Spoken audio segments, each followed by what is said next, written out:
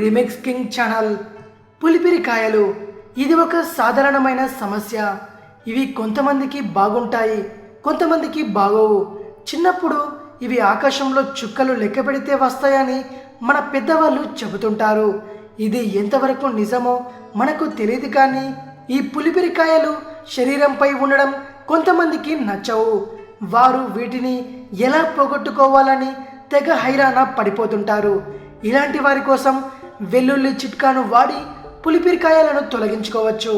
అదెలాగో ఇప్పుడు తెలుసుకుందాం. వెల్లుల్లి రెబ్బలను తీసుకొని మెత్తగా చేయాలి. పులిపిరికాయలు ఉన్న చోట మెత్తగా చేసిన వెల్లుల్లిని ఉంచి బ్యాండేజ్ వేయాలి.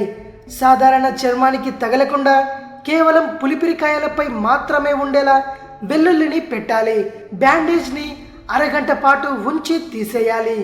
ఆ తర్వాత నీటితో కడిగేయాలి. 2 వారాల పాటు రోజుకు 2 సార్లు ఇలా చేస్తే పులిపిరికాయలు ఎలాంటి సమస్యలు లేకుండా రాలిపోతాయి. వెల్లుల్లిలోని కాస్టిక్ వల్ల పులిపేర్లు మాడి రాలిపోతాయి. ప్రతిరోజు తాజాగా ఉండే వెల్లుల్లిని వాడాలి. పులిపిరికాయలు ఎక్కువగా పెరగకుండా ఏం చేయాలో కూడా ఇప్పుడు తెలుసుకుందాం. పులిపిరికాయలను చేతి గోర్లతో గిల్లటం, తొలగించేందుకు ప్రయత్నించడం చేయొద్దు. డయాబెటీస్ అయితే కాళ్ళపై ఉన్న పులిపిర్లను తొలగించేందుకు సొంత ట్రీట్మెంట్ వాడకుండా డాక్టర్లను సంప్రదించడం ఉత్తమం. ముఖంపై ఉన్న పులిపిర్లను ఏ ఇతర వస్తువుల ద్వారా తొలగించేందుకు ప్రయత్నం చేయొద్దు. ఇది విషయం.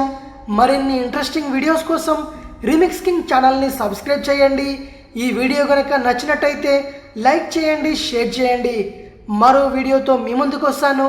అంతవరకు సెలవు.